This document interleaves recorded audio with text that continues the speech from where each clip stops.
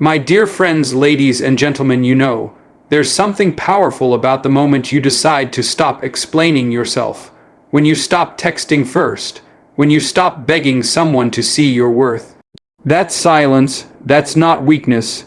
That's self-respect. It's the moment you finally say, I've given enough of me.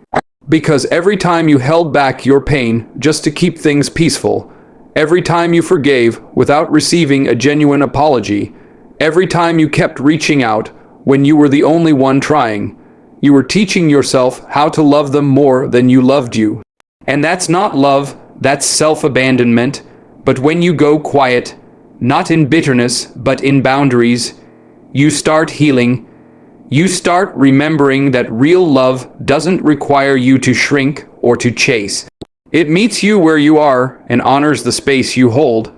People confuse silence with weakness because they don't understand the strength it takes to walk away from someone you care about. But silence is not giving up. It's growing up. It's the painful yet necessary shift from pleading for someone's time to protecting your own energy. It's not cold. It's clarity. When you stop reaching out to someone who only reaches back when it's convenient, you're not being petty. You're being honest with yourself. That version of you who begged to be seen deserves better. That version of you who stayed available deserves rest. And that new version, the one who sits in silence and finally listens to their own soul, that's the strongest you've ever been. It's not easy. Your heart will scream for the comfort of old patterns. But each time you choose silence over chasing, you're choosing to honor yourself, worth over their inconsistency. It takes everything in you not to reply, not to explain, not to give them the emotional access they've done nothing to earn. But you're doing it. You're not texting. You're not breaking your own heart just to feel close again. And that's right, there is self-respect in motion. They might wonder what happened to the version of you who always replied. They might miss the comfort of your presence, but they won't get it anymore, not because you're cruel, but because you finally understand your value. You don't owe anyone your voice just because they miss your echo. So sit in that silence. Let it teach you. Let it strengthen you. Let it remind you that sometimes the loudest form of healing is saying nothing at all.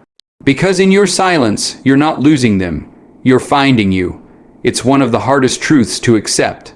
That closure doesn't come from a text, a call, or one final heart-to-heart. It comes from within. It comes from choosing to accept what they didn't say, what they didn't do, and what they'll never give. We hold on to hope that maybe if they just explained, apologized, or finally acknowledged our pain, it would make letting go easier.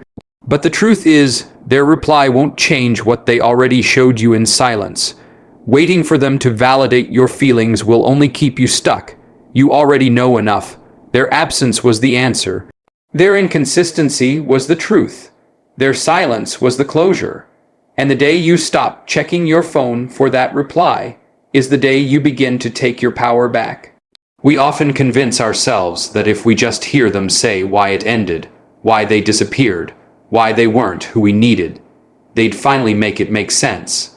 But would it really? Would any explanation undo the nights you cried, the anxiety of being left on read, or the way you kept choosing someone who couldn't choose you back? Probably not. And in that realization is where true closure lies. Not in their words, but in your decision to move on without them. In the quiet moment when you say, I may never know why, but I'm done letting it control me. That's when healing starts. That's when your story stops revolving around them and starts centering around you. You don't need their version of the truth to start telling your own. Closure from another person is a false hope wrapped in emotional dependence. It keeps you checking your phone, overthinking your worth, and waiting for someone who already showed they're not coming. You don't need one more message. You need to believe that peace is something you give yourself. You get to forgive them without their apology. You get to leave the story without finishing the chapter. You get to choose healing, not because they fixed it, but because you're tired of breaking. And every time you choose not to text, not to beg for clarity, not to ask them to care, you're writing your own closure, one breath at a time. It's hard, it hurts, but it's the most powerful goodbye you'll ever give, the one that doesn't need to be heard to be real. There comes a moment when you realize staying is costing you more than leaving ever will. That moment doesn't feel like strength at first. It feels like heartbreak, like defeat, but walking away isn't weakness. It's the most courageous thing you'll ever do. You're not walking away because you don't care. You're walking away because you finally do. For too long, you've given your love, your time, your forgiveness to someone who met it with silence, confusion, or breadcrumbs. And you told yourself that if you just tried harder, gave more, stayed patient, they'd change. But people don't change because you love them enough. They change when they choose to. And if they haven't chosen you by now, it's time you start choosing yourself. That's not giving up. It's growing up. When you walk away, something powerful begins to shift. The energy you once poured into someone who didn't value it slowly comes back to you. The questions start to quiet. The overthinking begins to ease. And the pieces of yourself that you lost trying to fix them, those begin to return. You stop needing their validation because you finally realize your worth was never meant to be negotiated. Walking away isn't just a physical act. It's emotional freedom. It's telling your inner child, I'm not abandoning us for anyone ever again. Yes, it stings. Yes, it's lonely at first. But that pain, it's detox. It's proof that your heart is finally letting go of what was never holding it properly. They might not chase after you.